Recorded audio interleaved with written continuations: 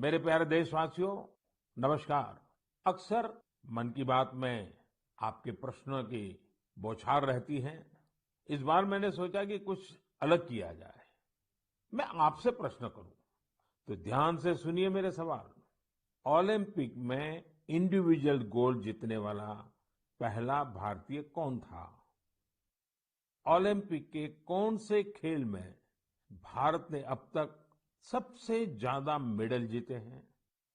Olympic में किस खिलाड़ी ने सबसे ज्यादा पदक जीते हैं? साथियों, आप मुझे जवाब भेजे न भेजे, पर माय गॉव में ओलंपिक्स पर जो क्विज है, उसमें प्रश्नों के उत्तर देंगे तो कई सारे इनाम जीतेंगे। ऐसे बहुत सारे प्रश्न माय गॉव के रोड टू टोक्यो क्विज में है। आप रोड टू टोक्यो क्विज में भाग लें। भारत ने पहले कैसा परफॉर्म किया है, हमारी टोक्यो ओलंपिक्स के लिए अब क्या तैयारी है, ये सब खुद जाने और दूसरों को भी बताएं। मैं आप सबसे आग्रह करना चाहता हूं कि आप इस क्विज कंपटीशन में जरूर हिस्सा लीजिए। साथियों, जब बात टोक्यो ओलंपिक्स की हो रही हो, तो भला मिल्खा सिंह जी जैसे लेजेंडरी एथलीट को कौन भूल सकता है। कुछ दिन पहले ही कोरोना ने उन्हें हमसे छीन लिया। जब वे अस्पताल में थे, तो मुझे उनसे बात करने का अवसर मिला था। बात करते हुए मैंने उनसे आग्रह किया था। मैंने कहा था कि आपने तो 1964 में टोक्यो ओलंपिक्स में भारत का प्रतिनिधित्व किया था, इसलिए इस बार जब हमारे खिलाड़ी ओलंपिक्स के लिए टोक्यो जा रहे हैं, तो आपको हमारे एथलीट्स का मनोबल बढ़ाना है, उन्हें अपने संदेश से प्रेरित करना है। वो खेल को लेकर इतना समर्पित और भावुक थे कि बीमारी में भी उन्होंने तुरंत ही इसके लिए हामी भर दी। लेकिन दुर्भाग्य से नियति को कुछ और मंजूर था। मुझे आज भी याद है, 2014 में वो सूरत आए थे। हम लोगों ने एक नाइट मैराथन का उद्घाटन किया था। उस समय उनसे जो गपशप हुई, खेलों के बारे में जो बात हुई, उससे मुझे भी बहुत प्रेरणा मिली थी। हम सब जानते हैं कि मिल्खा सिंह जी का पूरा परिवार स्पोर्ट्स को समर्पित रहा है, भारत का गौरव बढ़ाता रहा है। साथियों, जब टैलेंट, डेडिकेशन, डिटर्मिनेशन और स्पोर्ट्समैन स्पिरिट एक साथ मिलते हैं, तब जाकर कोई चैंपियन बनता है। हमारे देश में तो अधिकांश खिलाड़ी छोटे छोटे शहरों, कस्बों, गांवों से निकल करके आते हैं। टोक्यो जा रहे ओलंपिक दल में भी कई ऐसे खिलाड़ी शामिल हैं जिनका जीवन बहुत प्रेरित करता है। हमारे प्रवीण जाधव जी के बारे में आप सुनेंगे तो आपको भी लगेगा कि कितने कठिन संघर्षों से गुजरते हुए प्रवीण जी यहाँ पहुंचे हैं। प्रवीण जाधव जी महाराष्ट्र के सातारा जिले के एक गांव के रहने वाले हैं। वो आर्चरी के बेहतरीन खिलाड़ी हैं। उनके माता पिता मजदूरी कर परिवार चलाते हैं और अब उनका बेटा अपना पहला ओलंपिक्स खेलने टोक्यो जा रहा है। ये सिर्फ उनके माता पिता ही नहीं, हम सभी के लिए कितने गौरव की बात है। ऐसे ही एक और खिलाड़ी हैं हमारी नेहा गोयल जी। नेहा टोक्यो जा रही महिला हॉकी टीम की सदस्य हैं। उनकी माँ और बहनें साइकिल की फैक्ट्री में काम करके परिवार का खर्च जुटाती हैं। नेहा की तरह ही दीपिका कुमारी जी के जीवन का सफर भी उतार चढ़ाव भरा रहा है। दीपिका के पिता ऑटो रिक्शा चलाते हैं और उनकी माँ नर्स हैं। और अब देखिए, दीपिका अब टोक्यो ओलंपिक्स में भारत की तरफ से एकमात्र महिला तीरंदाज है। कभी विश्व की नंबर 1 तीरंदाज रही दीपिका के साथ हम सबकी शुभकामना है। साथियों, जीवन में हम जहां भी पहुंचते हैं, जितनी भी ऊंचाई प्राप्त करते हैं, जमीन से ये जुड़ाव हमेशा हमें अपनी जड़ों से बांधे रखता है। संघर्ष के दिनों के बाद मिली सफलता का आनंद भी कुछ और ही होता है। टोक्यो जा रहे हमारे खिलाड़ियों ने बचपन में साधनों संसाधनों की हर कमी का सामना किया, लेकिन वो डटे रहे, जुटे रहे। उत्तर प्रदेश के मुजफ्फरनगर की प्रियंका गोस्वामी जी का जीवन भी बहुत सीख देता है। प्रियंका के पिता बस कंडक्टर है। बचपन में प्रियंका को वो बैग बहुत पसंद था जो मेडल पाने वाली खिलाड़ियों को मिलता है। इसी आकर्षण में उन्होंने पहली बार रेस वॉकिंग प्रतियोगिता में हिस्सा लिया था। अब आज वो इसकी बड़ी चैंपियन है। जैवलिन थ्रो में भाग लेने वाले शिवपाल सिंह जी बनारस के रहने वाले हैं। शिवपाल जी का तो पूरा परिवार ही इस खेल से जुड़ा हुआ है। इनके पिता, चाचा और भाई सभी भाला फेंकने में एक्सपर्ट हैं। परिवार की यही परंपरा उनके लिए टोक्यो ओलंपिक्स में काम आने वाली है। टोक्यो ओलंपिक के लिए जा रहे हैं चिराग शेट्टी और उनके पार्टनर सात्विक साईराज का हौसला भी प्रेरित करने वाला है। हाल ही में चिराग के नाना जी का कोरोना से निधन हो गया था। सात्विक भी खुद पिछले साल कोरोना पॉजिटिव हो गए थे, लेकिन इन मुश्किलों के बाद भी ये दोनों मेंस डबल शटल कंपटीशन में अपना सर्वश्रेष्ठ देने की तैयारी में जुटे हैं। एक और खिलाड़ी से मैं आपका परिचय कराना चाहूंगा। ये है हरियाणा के भिवानी के मनीष कौशिक जी। मनीष जी खेती किसानी वाले परिवार से आते हैं। बचपन में खेतों में काम करते करते मनीष को बॉक्सिंग का शौक हो गया था। आज ये शौक उन्हें टोक्यो ले जा रहा है। एक और खिलाड़ी हैं सीए भवानी देवी जी। नाम भवानी है और ये तलवारबाजी में एक्सपर्ट है। चेन्नई के रहने वाली भवानी पहली भारतीय फेंसर है जिन्होंने ओलंपिक में क्वालिफाई किया है। मैं कहीं पढ़ रहा था कि भवानी जी की ट्रेनिंग जारी रहे, इसके लिए उनकी मां ने अपने गहने तक गिरवी रख दिए थे। साथियों, ऐसे तो अनगिनत नाम है, लेकिन मन की बात में मैं आज कुछ ही नामों का जिक्र कर पाया हूं। टोक्यो जा रहे हर खिलाड़ी का अपना संघर्ष रहा है, बरसों की मेहनत रही है। वो सिर्फ अपने लिए ही नहीं जा रहे, बल्कि देश के लिए जा रहे हैं। इन खिलाड़ियों को भारत का गौरव भी बढ़ाना है और लोगों का दिल भी जीतना है। और इसलिए मेरे देशवासियों, मैं आपको भी एक सलाह देना चाहता हूं। हमें जाने अनजाने में भी हमारे इन खिलाड़ियों पर दबाव नहीं बनाना है, बल्कि खुले मन से इनका साथ देना है। हर खिलाड़ी का उत्साह बढ़ाना है। सोशल मीडिया पर आप हैशटैग चीयर फॉर इंडिया के साथ अपने इन खिलाड़ियों को शुभकामनाएं दे सकते हैं। आप कुछ और भी इनोवेटिव करना चाहें तो वो भी जरूर करें।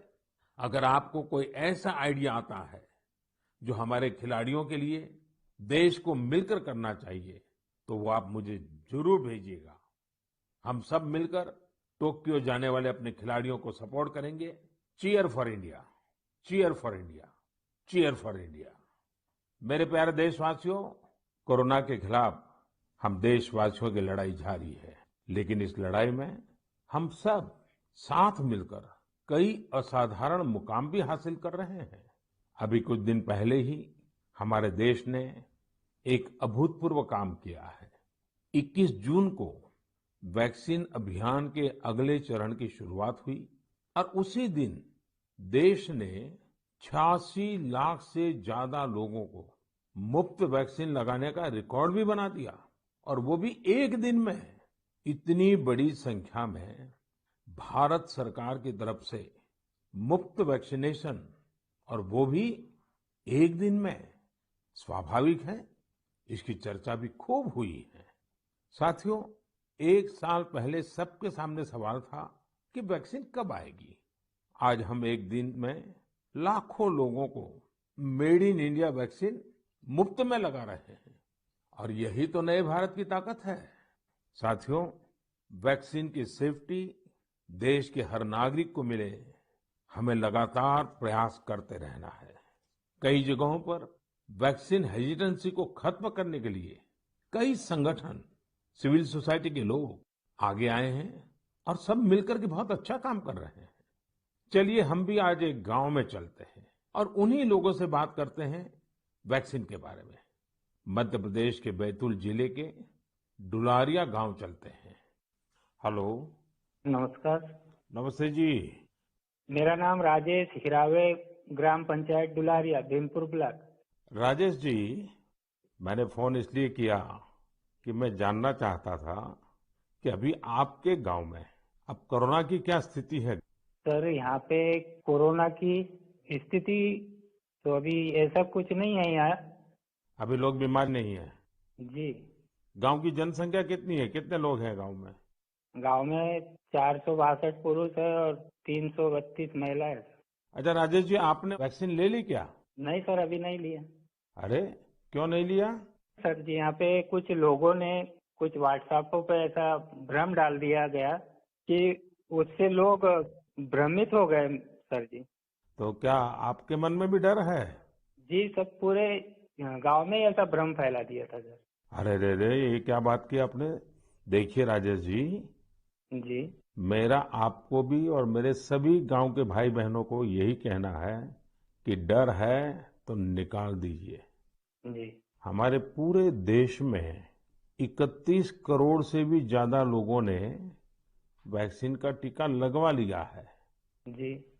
आपको पता है ना, मैंने खुद ने भी दोनों डोज लगवा लिए हैं। जी सर। अरे मेरी माँ तो करीब करीब 100 साल की है, उन्होंने भी दोनों डोज लगवा लिए हैं। कभी कभी किसी को इससे बुखार वगैरह आता है, पर वो बहुत मामूली होता है, कुछ घंटों के लिए ही होता है। देखिए, वैक्सीन नहीं लेना बहुत खतरनाक हो सकता है। जी। इससे आप खुद को तो खतरे में डालते ही हैं, साथ ही में परिवार और गांव को भी खतरे में डाल सकते हैं। जी। और राजेश जी, इसलिए जितना जल्दी हो सके वैक्सीन लगवा लीजिए और गांव में सबको बताइए कि भारत सरकार की तरफ से मुफ्त वैक्सीन दी जा रही है और 18 वर्ष से ऊपर के सभी लोगों के लिए ये मुफ्त वैक्सीनेशन है। जी। जी। तो ये आप भी गांव में लोगों को बताइए। और गांव में ये डर का तो माहौल का कोई कारण ही नहीं है। कारण यही सर, कुछ लोगों ने ऐसी गलत अफवाह फैला दी जिससे लोग बहुत ही भयभीत हो गए। उसका उदाहरण देते, जैसा उस वैक्सीन को लगाने से बुखार आना, बुखार से और बीमारी फैल जाना, मतलब आदमी की मौत हो जाना, यहाँ तक के वो अफवाह फैला। हो। देखिए, आज तो इतने रेडियो, इतने टीवी, इतनी सारी खबरें मिलती हैं और इसलिए लोगों को समझाना बहुत सरल हो जाता है। और देखिए, मैं आपको बताऊं, भारत के अनेक गांव ऐसे हैं जहां सभी लोग वैक्सीन लगवा चुके हैं, यानी गांव के 100% लोग। जैसे मैं आपको एक उदाहरण देता हूं। जी। कश्मीर में बांदीपुरा जिला है। इस बांदीपुरा जिले में एक व्यवन गांव के लोगों ने मिलकर 100%, 100% वैक्सीन का लक्ष्य बनाया और उसे पूरा भी कर दिया। आज कश्मीर के इस गांव के 18 साल से ऊपर के सभी लोग टीका लगवा चुके हैं। नागालैंड के भी 3 गांवों के बारे में मुझे पता चला कि वहां भी सभी लोगों ने 100%, 100% टीका लगवा लिया है। जी। जी। राजेश जी, आपको भी अपने गांव, अपने आसपास के गांव में ये बात पहुंचानी चाहिए। और आप भी जैसे कहते हैं, ये भ्रम है, बस ये भ्रम ही है। जी। जी। तो भ्रम का जवाब यही है कि आपको खुद को टीका लगा करके समझाना पड़ेगा सबको। करेंगे ना आप। जी सर। पक्का करेंगे। जी सर। जी सर, आपसे बात करने से मुझे ऐसा लगा कि मैं खुद भी टीका लगाऊंगा और लोगों को इसके बारे में आगे बढ़ाऊंगा। अच्छा, गांव में और भी कोई है जिनसे मैं बात कर सकता हूँ। जी है सर। कौन बात करेगा। हेलो सर, नमस्कार। नमस्ते जी, कौन बोल रहे हैं। मेरा नाम है किशोरीलाल दुर्वे। तो किशोरीलाल जी, अभी राजेश जी से बात हो रही थी जी सर। और वो तो बड़े दुखी होकर के भी बता रहे थे कि वैक्सीन को लेकर लोग अलग अलग बातें करते हैं। जी। आपने भी ऐसा सुना है क्या। हाँ, सुना तो हूँ सर वैसा। क्या सुना है। क्योंकि यह है सर, ये पास में महाराष्ट्र है, तो उधर से कुछ रिश्तेदारी से जुड़े लोग मतलब कुछ अफवाह फैलाते कि वैक्सीन लेने से लोग सर मर रहे हैं, कोई बीमार हो रहा है। इस तरह लोगों के पास ज्यादा भ्रम है सर, इसलिए नहीं ले रहे। नहीं, कहते क्या है, अब कोरोना चला गया ऐसा कहते हैं? जी। कोरोना से कुछ नहीं होता ऐसा कहते हैं?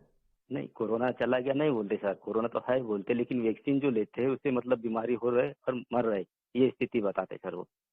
अच्छा, वैक्सीन के कारण मर रहे हैं?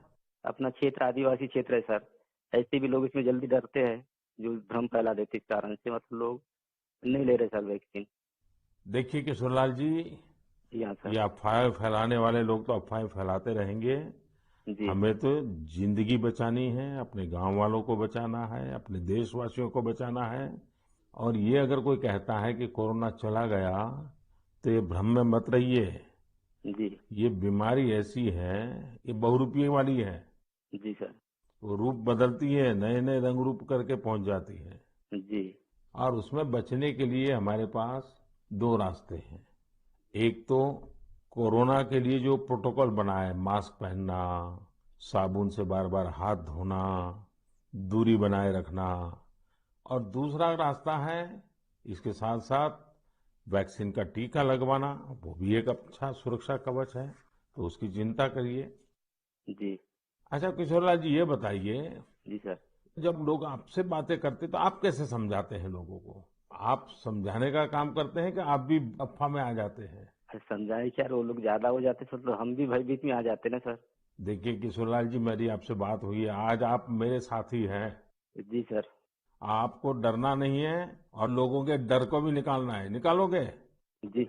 निकालेंगे सर, लोगों के डर को भी निकालेंगे सर, मैं स्वयं भी खुद लगाऊंगा। देखिए, अफवाहों पर बिल्कुल ध्यान न दें। जी। आप जानते हैं हमारे वैज्ञानिकों ने कितनी मेहनत करके वैक्सीन बनाई है। जी सर। साल भर रात दिन इतने बड़े बड़े वैज्ञानिकों ने काम किया है। और इसलिए हमें विज्ञान पे भरोसा करना चाहिए, वैज्ञानिकों पर भरोसा करना चाहिए। और ये झूठ फैलाने वाले लोगों को बार बार समझाना चाहिए कि देखिए भाई, ऐसा नहीं होता है।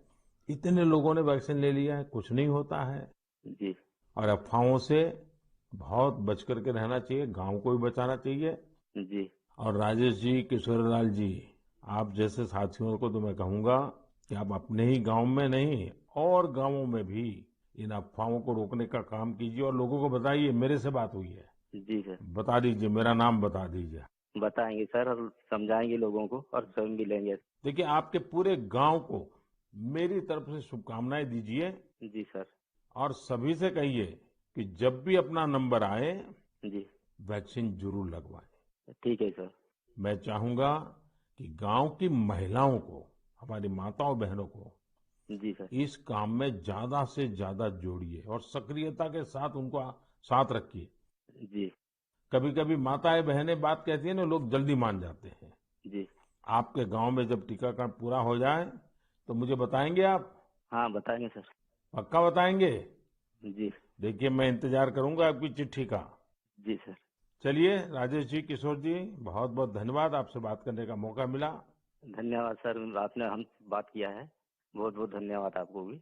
साथियों, कभी न कभी ये विश्व के लिए केस स्टडी का विषय बनेगा कि भारत के गांव के लोगों ने, हमारे वनवासी आदिवासी भाई बहनों ने इस कोरोना काल में किस तरह अपने सामर्थ्य और सूझबूझ का परिचय दिया।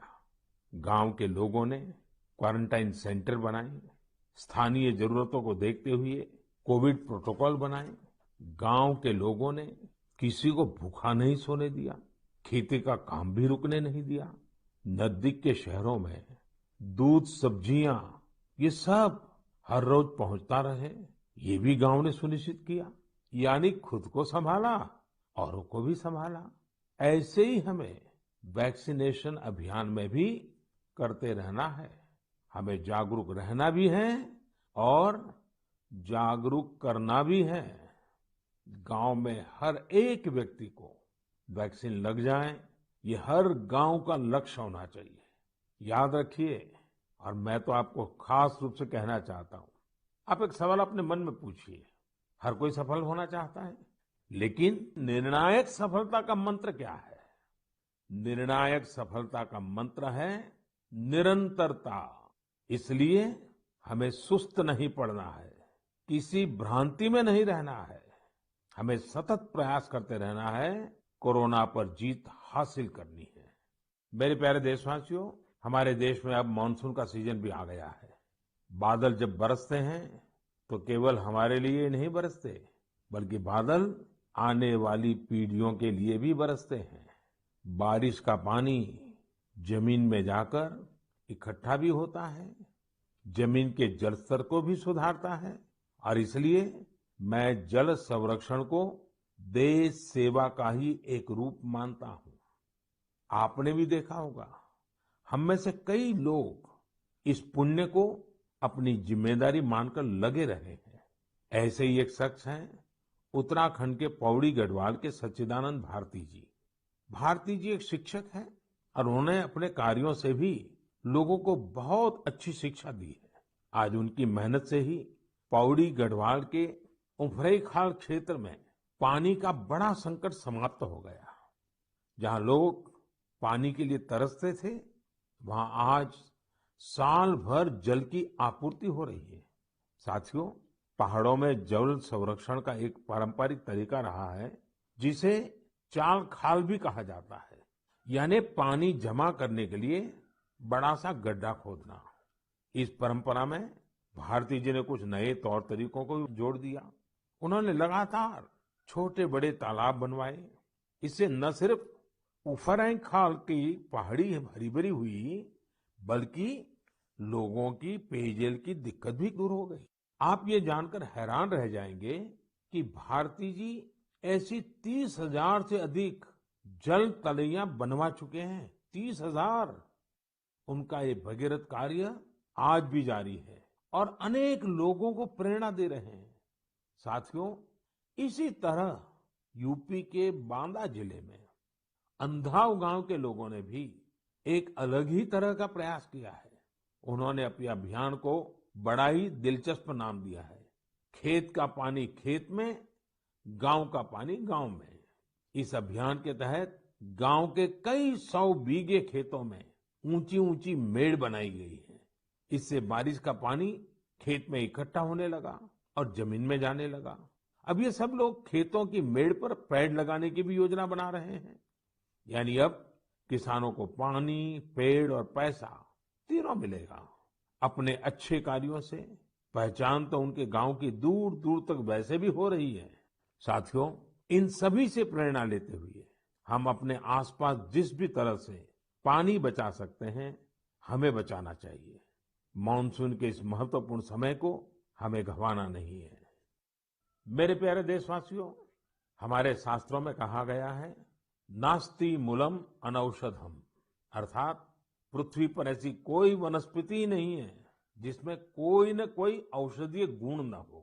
हमारे आसपास ऐसे कितने ही पेड़ पौधे होते हैं जिनमें अद्भुत गुण होते हैं, लेकिन कई बार हमें उनके बारे में पता ही नहीं होता। मुझे नैनीताल से एक साथी भाई परितोष ने इस विषय पर एक पत्र भेजा है। उन्होंने लिखा है कि उन्हें गिलोय और दूसरी कई वनस्पतियों के इतने चमत्कारी मेडिकल गुणों के बारे में कोरोना आने के बाद ही पता चला।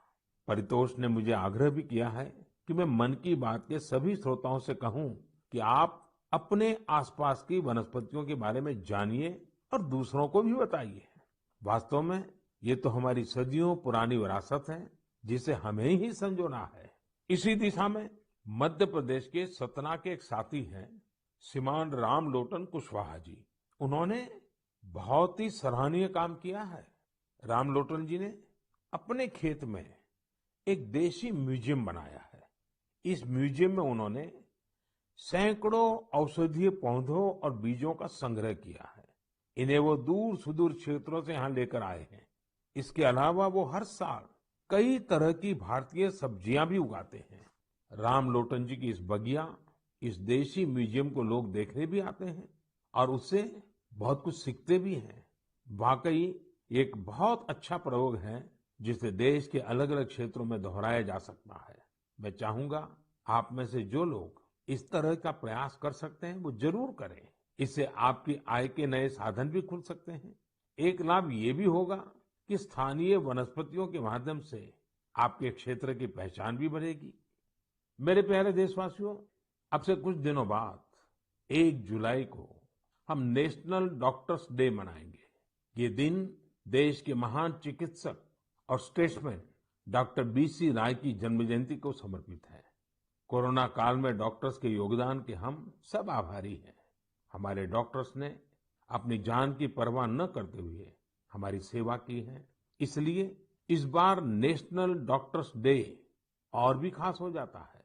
साथियों, मेडिसिन की दुनिया के सबसे सम्मानित लोगों में से एक हिपोक्रेट्स ने कहा था, "Wherever the art of medicine is loved, there is also a love of humanity." यानी जहां आर्ट ऑफ मेडिसिन के लिए प्रेम होता है, वहां मानवता के लिए भी प्रेम होता है। डॉक्टर्स इसी प्रेम की शक्ति से ही हमारी सेवा कर पाते हैं। इसलिए हमारा ये दायित्व है कि हम उतने ही प्रेम से उनका धन्यवाद करें, उनका हौसला बढ़ाएं। वैसे हमारे देश में कई लोग ऐसे भी हैं जो डॉक्टर्स की मदद के लिए आगे बढ़कर काम करते हैं। श्रीनगर से एक ऐसे ही प्रयास के बारे में मुझे पता चला। यहाँ डल झील में एक बोट एम्बुलेंस सर्विस की शुरुआत की गई। इस सेवा को श्रीनगर के तारिक अहमद पटलू जी ने शुरू किया, जो एक हाउस बोट ओनर है। उन्होंने खुद भी कोविड-19 से जंग लड़ी है और इसी से उन्हें एम्बुलेंस सर्विस शुरू करने के लिए प्रेरित किया। उनकी इस एम्बुलेंस से लोगों को जागरूक करने का अभियान भी चल रहा है। वो लगातार एम्बुलेंस से अनाउंसमेंट भी कर रहे हैं। कोशिश यही है कि लोग मास्क पहनने से लेकर दूसरी हर जरूरी सावधानी बरतें। साथियों, डॉक्टर्स डे के साथ ही 1 जुलाई को चार्टर्ड अकाउंटेंट्स डे भी मनाया जाता है। मैंने कुछ वर्ष पहले देश के चार्टर्ड अकाउंटेंट्स से ग्लोबल लेवल की भारतीय ऑडिट फर्म्स का उपहार मांगा था। आज मैं उन्हें इसकी याद दिलाना चाहता हूँ। अर्थव्यवस्था में पारदर्शिता लाने के लिए चार्टर्ड अकाउंटेंट्स बहुत अच्छी और सकारात्मक भूमिका निभा सकते हैं। मैं सभी चार्टर्ड अकाउंटेंट्स, उनके परिवार के सदस्यों को अपनी शुभकामनाएं देता हूँ। मेरे प्यारे देशवासियों, कोरोना के खिलाफ भारत की लड़ाई की एक बड़ी विशेषता है। इस लड़ाई में देश के हर व्यक्ति ने अपनी भूमिका निभाई है। मैंने मन की बात में अक्सर इसका जिक्र किया है, लेकिन कुछ लोगों को शिकायत भी रहती है कि उनके बारे में उतनी बात नहीं हो पाती है। अनेक लोग, चाहे बैंक स्टाफ हो, टीचर्स हो, छोटे व्यापारी या दुकानदार हो, दुकानों में काम करने वाले लोग हो, रेहड़ी पटरी वाले भाई बहन हो, सिक्योरिटी वॉचमैन या फिर पोस्टमैन और पोस्ट ऑफिस के कर्मचारी, दरअसल यह लिस्ट बहुत ही लंबी है और हर किसी ने अपनी भूमिका निभाई है। शासन प्रशासन में भी कितने ही लोग अलग अलग स्तर पर जुटे रहे हैं। साथियों, आपने संभवतः भारत सरकार में सचिव रहे गुरु प्रसाद महापात्र जी का नाम सुना होगा। मैं आज मन की बात में उनका जिक्र भी करना चाहता हूँ। गुरु प्रसाद जी को कोरोना हो गया था। वो अस्पताल में भर्ती थे और अपना कर्तव्य भी निभा रहे थे। देश में ऑक्सीजन का उत्पादन बढ़े, दूर सुदूर इलाकों तक ऑक्सीजन पहुंचे, इसके लिए उन्होंने दिन रात काम किया। एक तरफ कोर्ट कचहरी का चक्कर, मीडिया का प्रेशर, एक साथ कई मोर्चों पर वो लड़ते रहे। बीमारी के दौरान उन्होंने काम करना बंद नहीं किया। मना करने के बाद भी वो जीत करके ऑक्सीजन पर होने वाली वीडियो कॉन्फ्रेंस में भी शामिल हो जाते थे। देशवासियों की इतनी चिंता थी उन्हें, वो अस्पताल के बेड पर खुद की परवाह किए बिना देश के लोगों तक ऑक्सीजन पहुंचाने के लिए इंतजाम में जुटे रहे। हम सबके लिए दुखद है कि इस कर्मयोगी को भी देश ने खो दिया है। कोरोना ने उन्हें हमसे छीन लिया है। ऐसे अनगिनत लोग हैं जिनकी चर्चा कभी हो नहीं पाई। ऐसे हर व्यक्ति को हमारी श्रद्धांजलि यही होगी कि हम कोविड प्रोटोकॉल का पूरी तरह पालन करें, वैक्सीन जरूर लगवाएं। मेरे प्यारे देशवासियों, मन की बात की सबसे अच्छी बात यह है कि इसमें मुझसे ज्यादा आप सबका योगदान रहता है। अभी मैंने माय गॉव में एक पोस्ट देखी जो चेन्नई के थिरु आर गुरुप्रसाद जी की है। उन्होंने जो लिखा है वो जानकर आपको भी अच्छा लगेगा। उन्होंने लिखा है कि वो मन की बात प्रोग्राम के रेगुलर लिसनर है। गुरुप्रसाद जी की पोस्ट से अब मैं कुछ पंक्तियां कोट कर रहा हूं। उन्होंने लिखा है, जब भी आप तमिलनाडु के बारे में बात करते हैं तो मेरा इंटरेस्ट और भी बढ़ जाता है। आपने तमिल भाषा और तमिल संस्कृति की महानता, तमिल त्योहारों और तमिलनाडु के प्रमुख स्थानों की चर्चा की है। गुरु प्रसाद जी आगे लिखते हैं कि मन की बात में मैंने तमिलनाडु के लोगों की उपलब्धियों के बारे में भी कई बार बताया है। थिरुकुरल के प्रति आपके प्यार और थिरुवल्लुवर जी के प्रति आपके आदर का तो कहना ही क्या।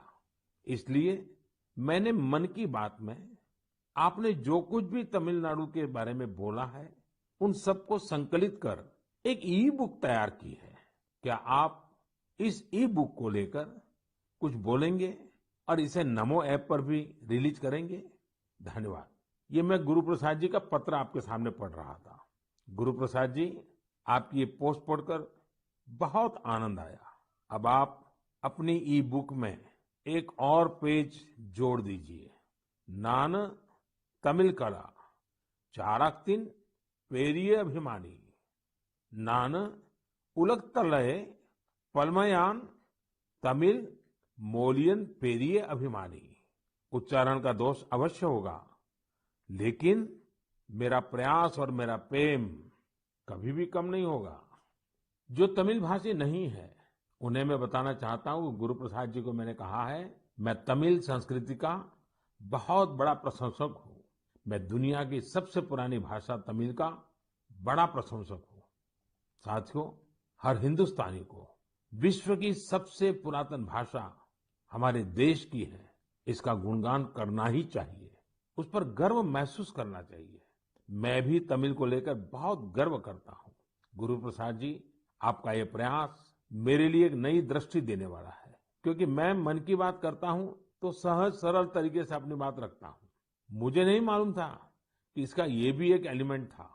आपने जब पुरानी सारी बातों को इकट्ठा किया तो मैंने भी उसे एक बार नहीं बल्कि 2 बार पढ़ा। गुरु प्रसाद जी, आपकी इस बुक को मैं नमो ऐप पर जरूर अपलोड करवाऊंगा। भविष्य के प्रयासों के लिए आपको बहुत बहुत शुभकामनाएं। मेरे प्यारे देशवासियों, आज हमने कोरोना की कठिनाइयों और सावधानियों पर बात की। देश और देशवासियों की कई उपलब्धियों पर भी चर्चा की। अब एक और बड़ा अवसर भी हमारे सामने है। 15 अगस्त भी आने वाला है। आजादी के 75 वर्ष का अमृत महोत्सव हमारे लिए बहुत बड़ी प्रेरणा है। हम देश के लिए जीना सीखें। आजादी की जंग देश के लिए मरने वालों की कथा है।